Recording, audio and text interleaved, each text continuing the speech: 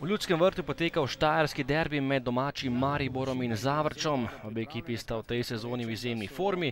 Maribor je med tednom igral v Kazanu pri Rubinu in iztržil točko. Bilo je 1:1, tokrat pa je Zavrč začel pogumno, tekla je druga minuta in takoj gol za gostujoče nogometaše. Najvišji je bil Kokol, ki je preskočil Milca in poskrbel za prednost Zavrča, potem le predložku Čeha. 1:0 za goste že v drugi minuti. Potem kombinacija vijoličastih, prodor Milca in velika priložnost za domačega kapetana Tavareša. Žoga je končala le v prečki, potem pa še ena priložnost za Miheliča. Bivši Mariborčan je stresel prečko in ostalo je pri izidu 0:1. Tudi po temle strelu je zgrešil Mertelj, nato pa gol za Maribor.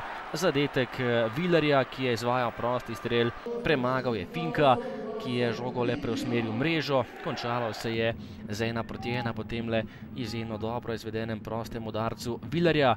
Še ena prečka za Maribor, tokrat je po podaji Milca meril Fajič, ki pa je vendarle zadel v sodniškem podaljšku prvega polčasa. Po podaji po globinski žogi Črnica je poskrbel za prednost Maribora 2:1. Takoj v drugem polčasu pa že izenačenje za Zavrč, predložek Kelenca, gol pa je zabil Dino Kresinger in izenačil ekspresno na 2:2 v drugi minuti nadaljevanja, takoj gol v mreži Jasmina Handanovića.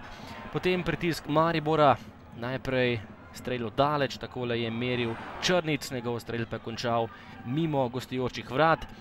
Za Zavrč je poskušal še Doris Kelenc, odlična obramba Handanovića, potem pa velika priložnost za Kresingerja. Poskušal je streljati, a Handanović je njegov strel obranil in ostalo je pri izidu 2:2. Streljal je še Tavareš in odlična obramba Finka, ki je žogo uspel izbiti v kot. Po kotu pa nova velika priložnost za Fajiča, ki je nastreljal vratarja Finka in še naprej je bilo izenačeno.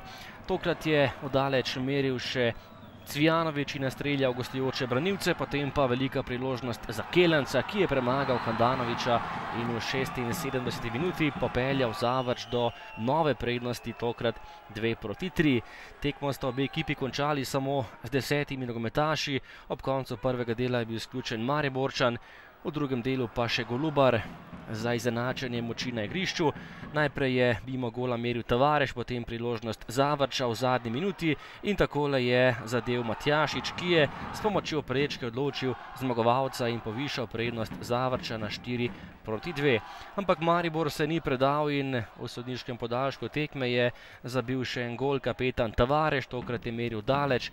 S pomočjo vratnice je premagal Finka, žoga je končala za njegovim hrbtom, to pa je bil hkrati tudi končni izid tekme. Še ena goljada Maribora v Ljudskem vrtu. Po zmagi v prejšnjem domačem dvoboju proti Domžalam 5:3 so tokrat klonili proti Zavrču s 3:4.